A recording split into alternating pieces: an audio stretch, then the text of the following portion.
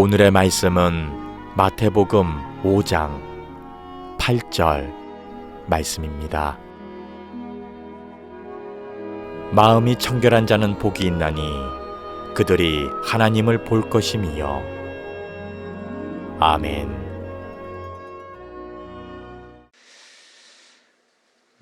오늘은 팔복의 6번째, 마음이 깨끗한 자가 복이 있다. 여러분, 마음은 어떠십니까? 지금 마음이 괴로운 분도 있고, 마음이 평안한 분도 있고, 여러분, 마음은 여러분만 아시죠? 오늘 팔복의 6번째, 마음이 깨끗한 자가 복이 있다 그랬는데, 이 마음이라는 것을 표현하기가 참 어렵습니다. 어떤 사람은 양심이라고도 하고, 저는 그냥 마음이라는 단어가 더 좋습니다. 마음이 왜 중요할까요? 마음은 모든 생각과 행동을 결정하는 근본이 마음입니다. 어떤 생각도 행동도 마음에서 결정하고 움직이는 거예요. 그래서 이 마음은 인간에게 대단히 중요한 곳입니다. 그런데 문제는 이런 깨끗한 마음, 순수한 마음, 착한 마음으로 살아야 되는데 현실은 이게 잘 안 돼요. 작년에 우리나라 경찰청이 범죄 통계를 연말에 발표했는데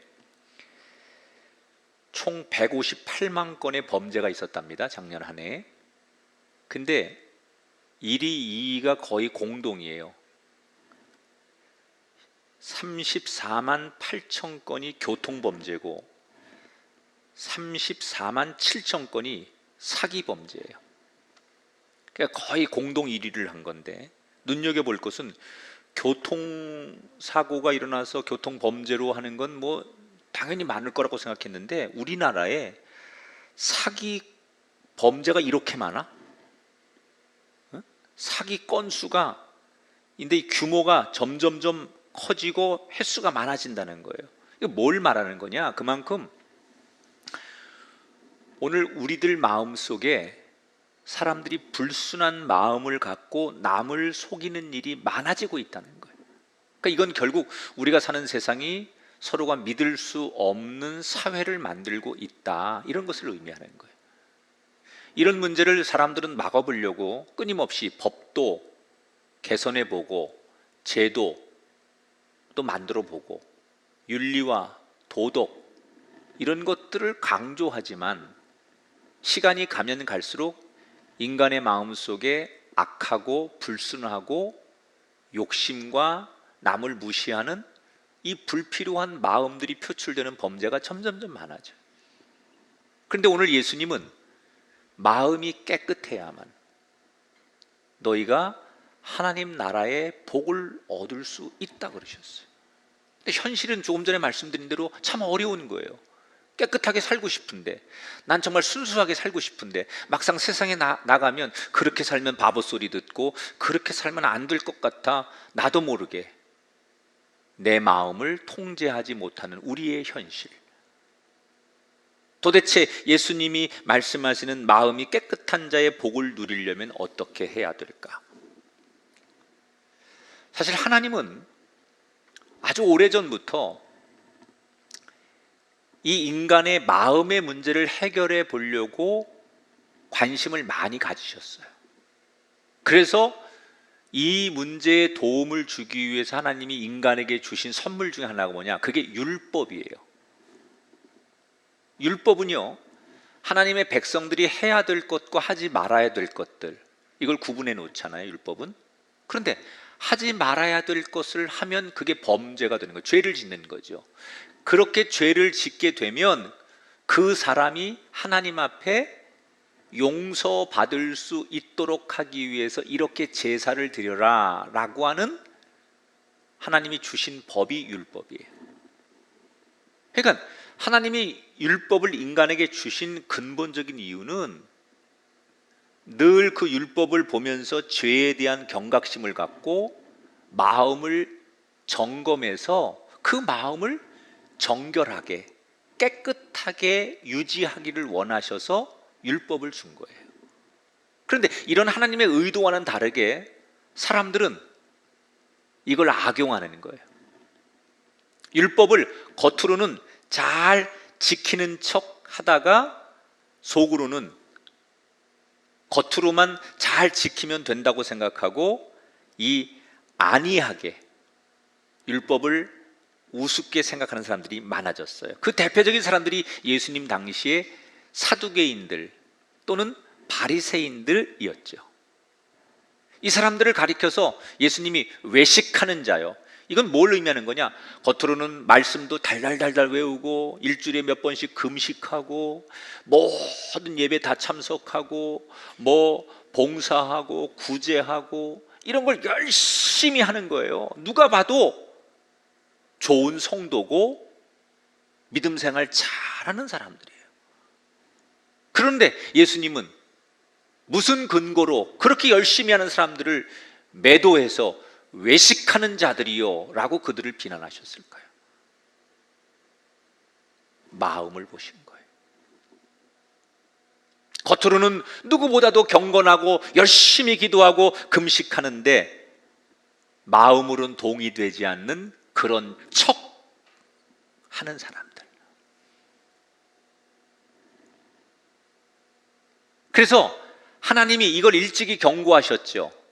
사람의 눈은 속일 수 있어요.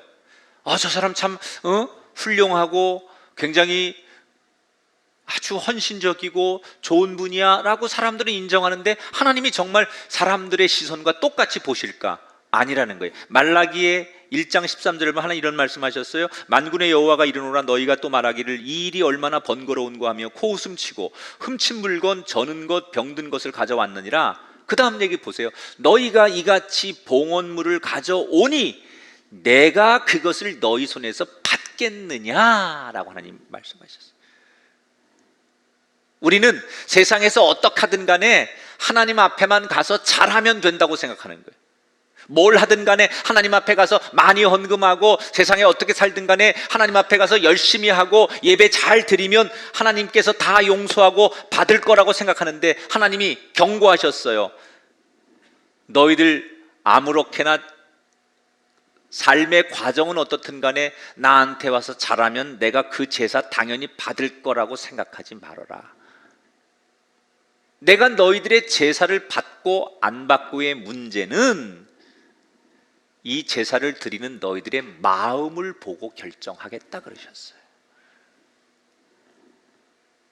예수님이 오늘 산상수훈 마태복음 5장 27절 28절에 이렇게 말씀하시죠. 간음하지 말라 하였다는 것을 너희가 들었으나 나는 너희에게 이르노니 음욕을 품고 여자를 보는 자마다 마음에 이미 간음하였느니라.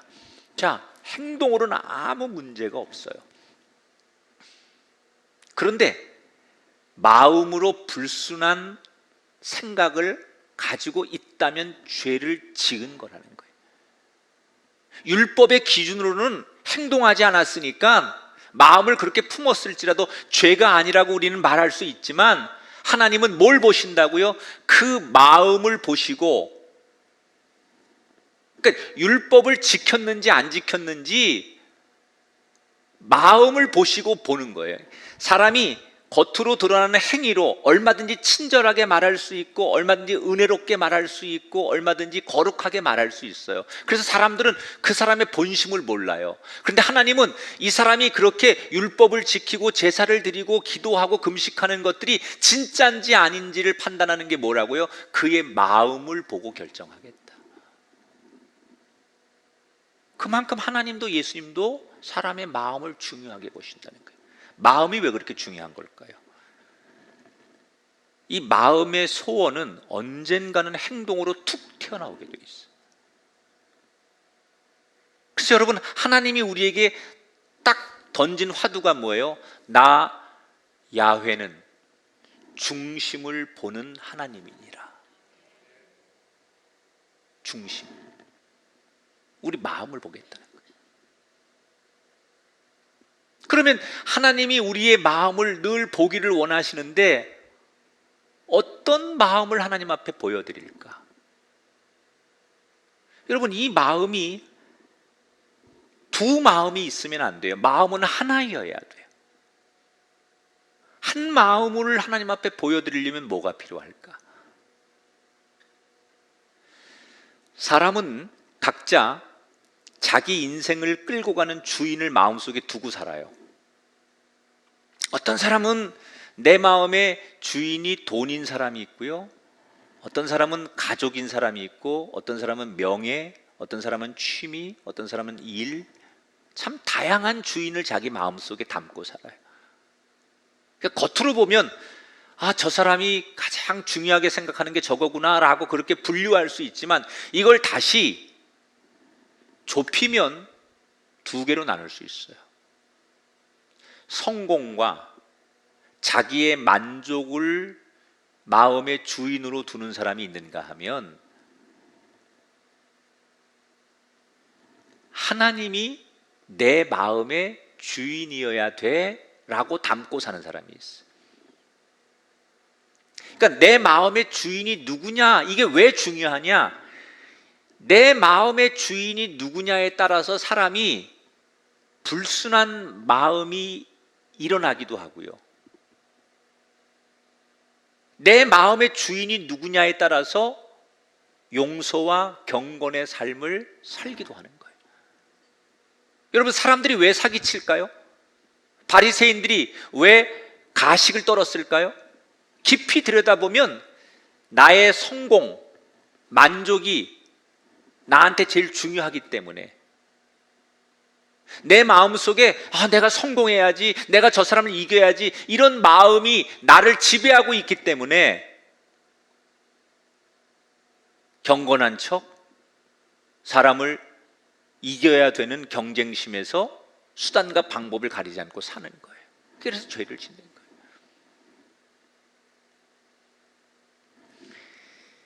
예수님 당시에 예수님이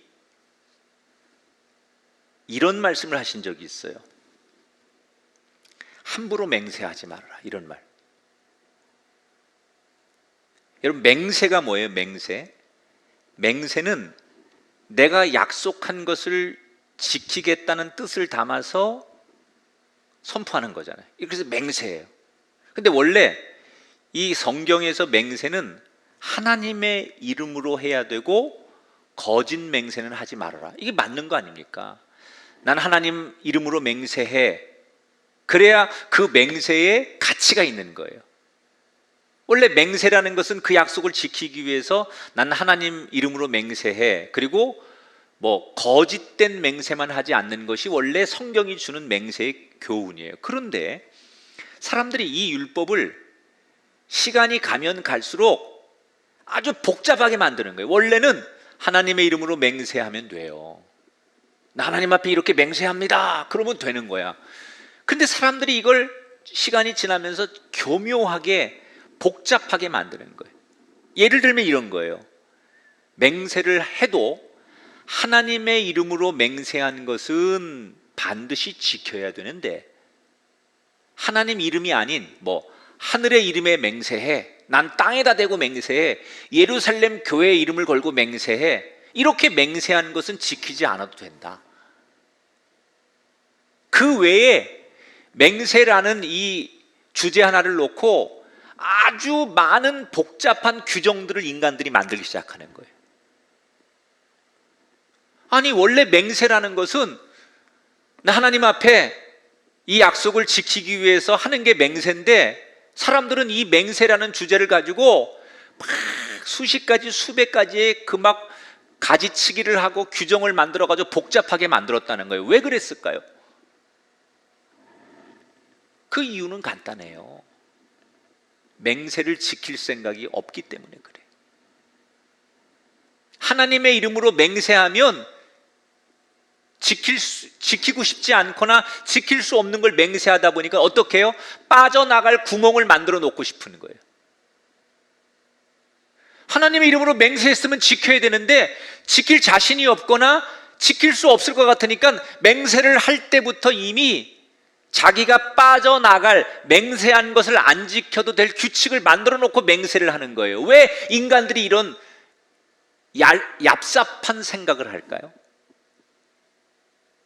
왜 이렇게 인간들이 얕은 생각을 하면서 베베 꼬아놨을까요? 자기 만족, 자기 성공을 위해서 그런 거예요. 여러분, 사도행전에 보면 아나니아와 삽비라라고 하는 부부가 있었잖아요. 이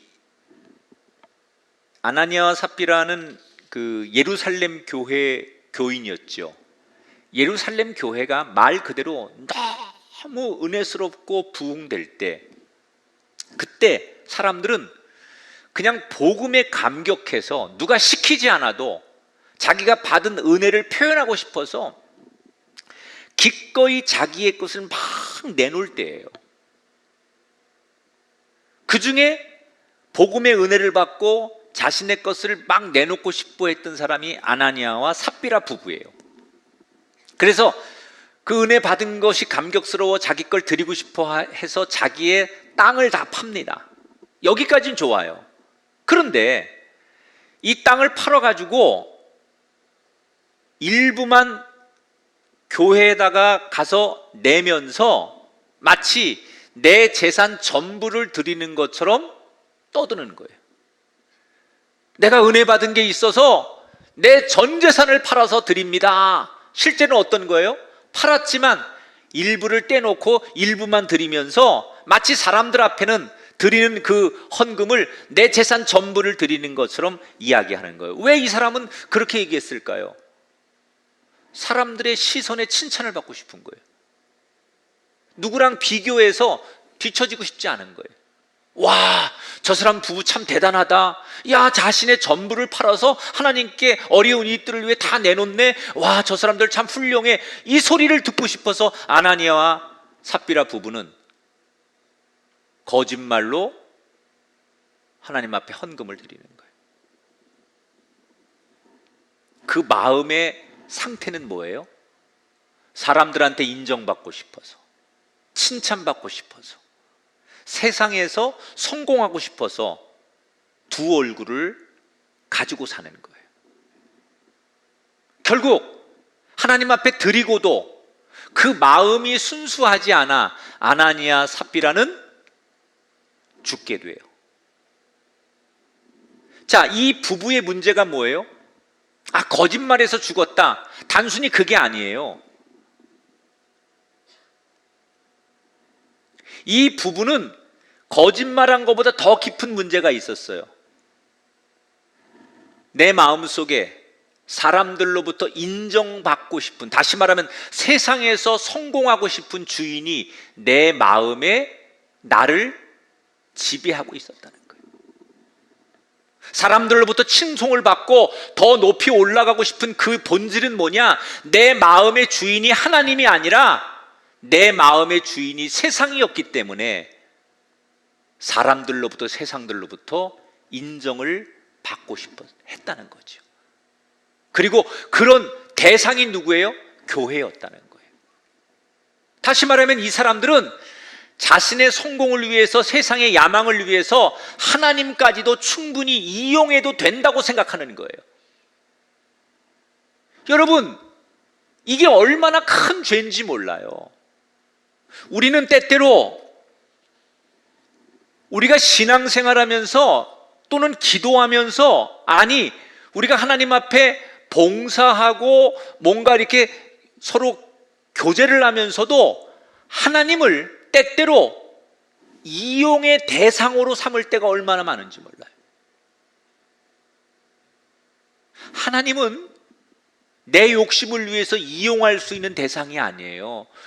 우리의 본질은 하나님을 철저히 나의 주인으로 섬기는 게 우리의 본질이에요.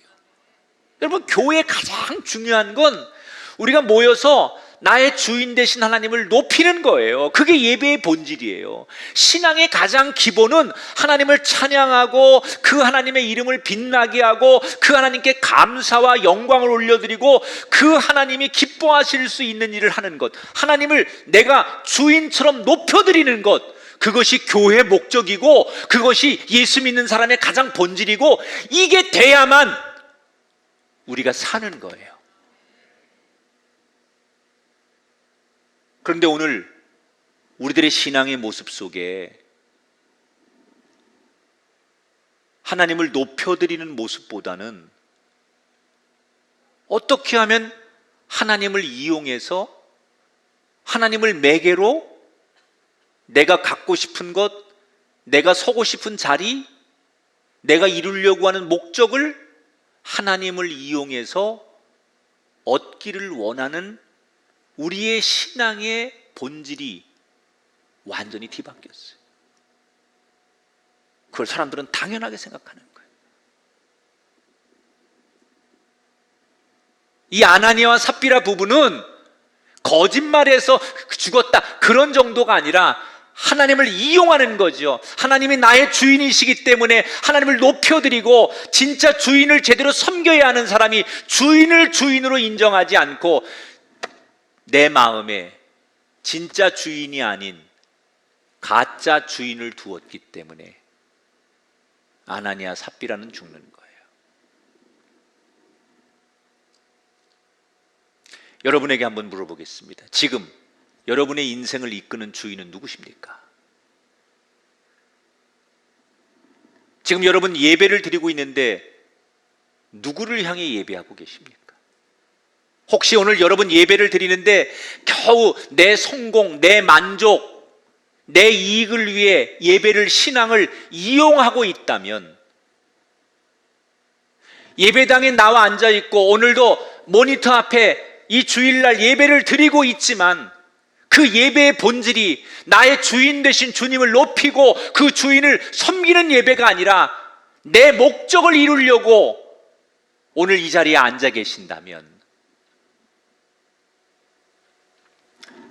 당장 돌아서셔야 돼요.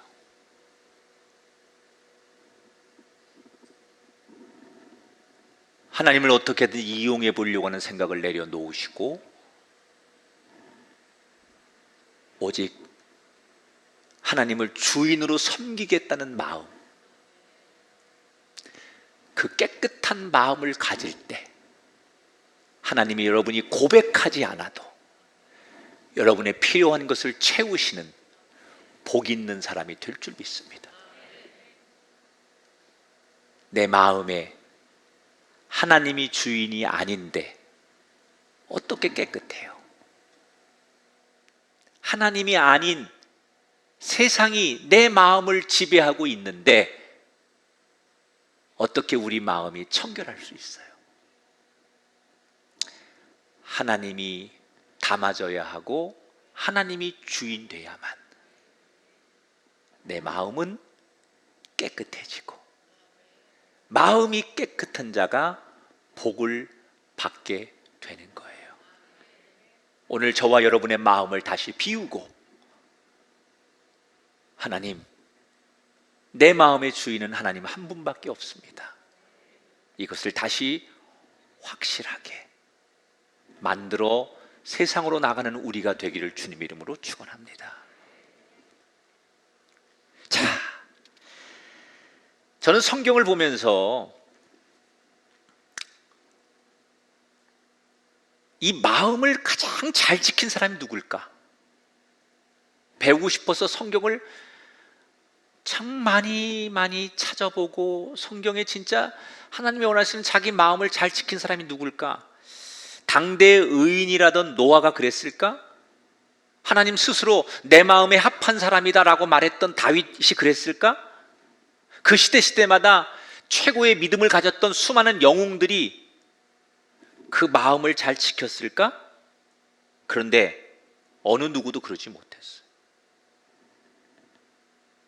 그 훌륭했던 노아도 하나님이 직접 진짜 내 마음에 딱 든다라고 그렇게 칭찬했던 다윗도 그 어떤 사람들도 마음을 끝까지 다 지키지 못해요. 그럼 도대체 우리 사람의 마음은 어떻길래 그럴까? 사람의 마음은 이런 것 같아요. 돌아서면 또 다시 튀어나오는 잡초처럼 인간의 마음이라는 게 아무리 뽑아내고 또 뽑아내도 악한 마음이 계속 튀어나오는 것이 사람의 마음이에요. 그리고 우리가 조금만 방심하고 그냥 내버려 두면 이 마음의 잡초는 순식간에 우리 마음을 뒤덮어요. 그게 우리 마음이에요. 그래서 인간을 하나님이 뭐라고 말해요? 모든 인간은 죄인이다.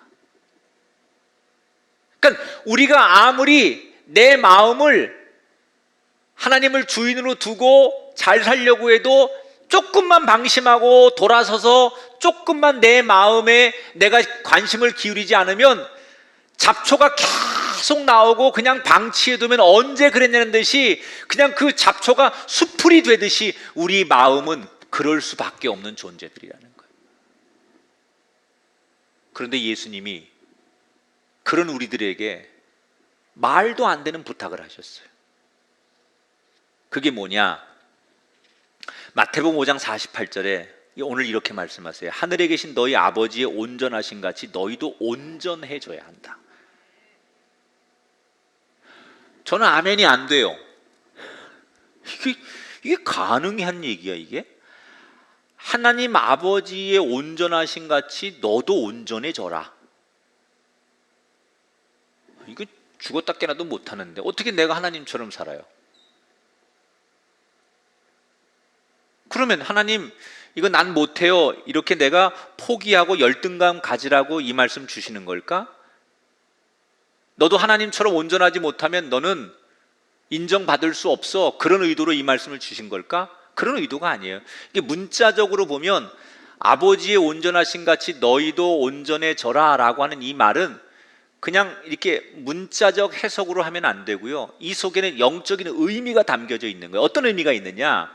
잘못된 길을 갔을 때 즉시 회개하라라는 의미로 준 거예요. 예를 들어 볼까요? 우리가 아이들이 잘못하잖아요. 그런데 바른 부모들은 아이들이 싫어해도 잘못한 것을 계속 지적하고 때로는 징계해가면서 아이들에게 너희들이 살아야 될 것, 바른 것을 계속 가르쳐줘요. 또 부모가 아이들의 잘못한 거 약점을 집어내가지고 너 왜 이거밖에 안 돼? 그리고 걔들의 자존심을 깔아뭉개고 걔들이 자격도 없고 우리 자녀들이 뭔가 잘못을 들춰내서 아이들을 막 그냥 우리가 어떻게 하면 벌 주려고 하는 목적이 아니라 부모의 의도는 뭐예요? 잘못된 걸 지적해서라도 그 아이가 잘못된 걸 버리고 바른 길을 가게 하려고 하기 때문에 부모는 자꾸 그 아이의 잘못을 들춰내는 거예요. 하나님도 똑같아요. 우리들에게 완전하게 살아라 라고 하신 이유는 우리의 불완전함을 들춰내서 넌 자격 없어, 넌 이거밖에 안 돼 이렇게 우리를 깔아뭉개려고 하는 의도가 아니라 우리에게 완전이라고 하는 목표를 제시함으로써 빨리 회개하고 바른 길을 걷게 하려고 하는 하나님의 마음이라는 거예요. 그래서 내 마음속에 자꾸 불순한 마음, 나쁜 생각이 올라올 때마다, 그래서 죄를 지을 때마다 우리는 뭐 해요? 난 이거밖에 안 돼, 난 아무리 노력해도 안 돼, 그리고 자기를 정죄하는 게 맞습니까? 아니면 죄가 자꾸 올라오고 내 마음이 막 불순한 생각이 들어오는데 내가 남들도 다 그러는데 내가 뭘 잘못했어, 이 정도면 나도 괜찮은 사람이지, 이렇게 정당화하는 게 맞습니까? 둘 다 아니에요. 하나님이 원하시는 것은 딱 하나예요. 우리가 돌이켜서 바른 길을 걷는 회개를 원하시는 거예요.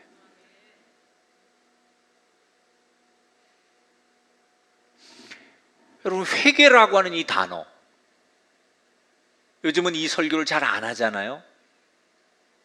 회개라는 말을 잘 안 해요.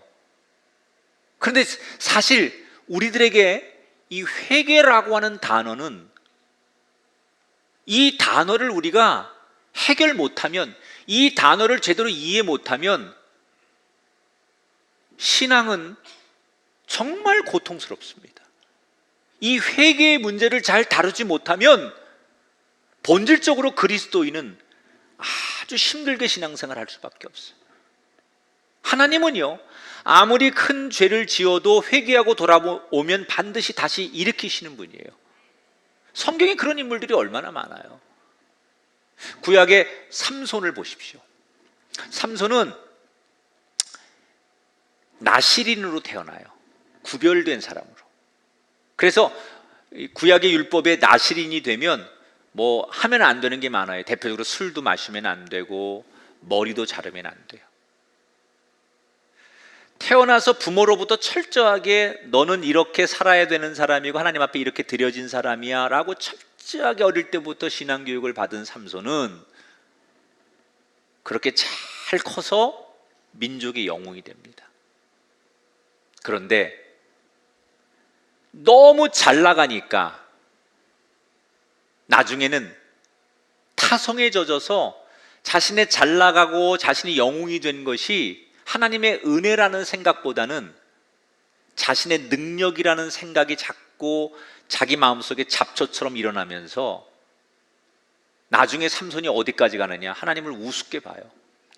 그렇게 순수하고 하나님을 찬양하고 하나님 앞에 내 주인은 하나님이다라고 고백했던 삼손이 영웅이 되고 사람들 앞에 칭찬을 받고 환호를 받으니까 나중에는 하나님을 우습게 봐요. 그리고 이 잡초를 관리를 못하니까, 이런 표현이 좀 그렇지만 거침없이 죄를 져요.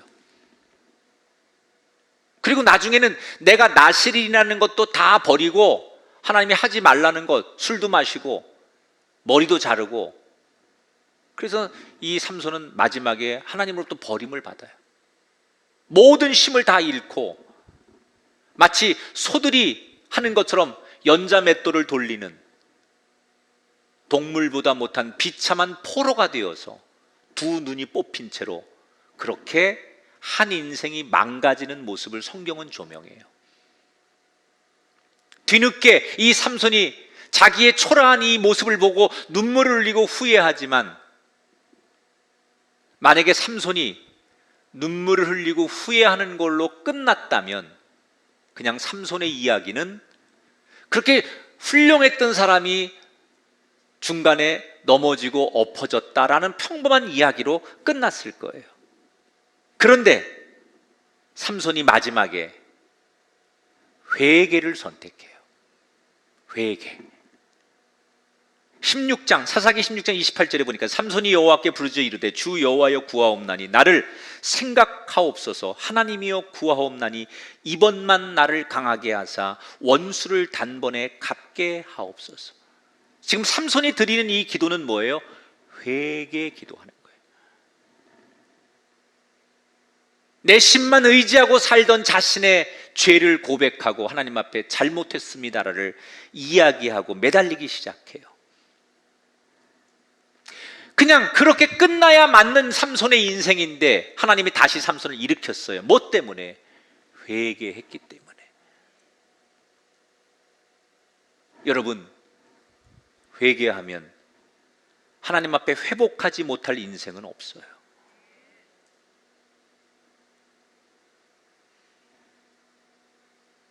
우리가 어떤 인생을 살았더라도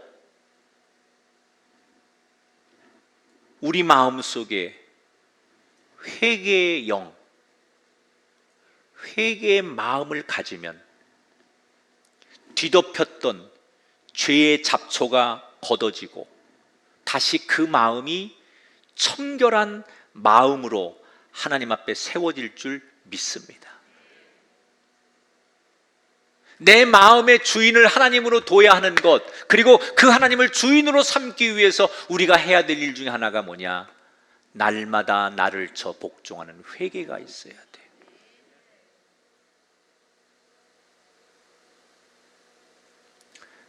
이걸 정말 잘하는 사람이 마음이 청결한 거예요.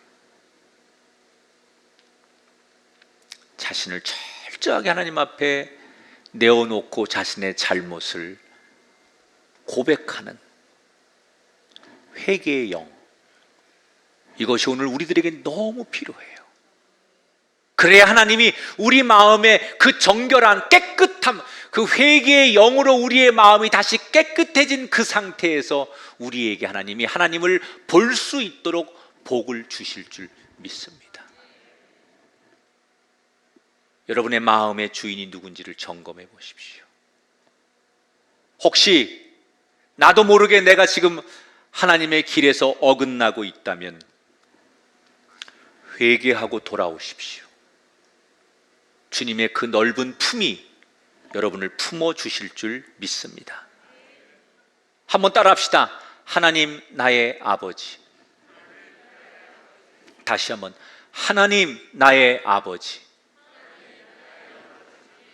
여러분이 부른 그 고백대로 아버지 앞에 거짓 없는 자녀가 되셔서 영원한 복을 누리는 마음의 청결함으로 복을 받는 저와 여러분 모두가 되기를 주의 이름으로 축원합니다.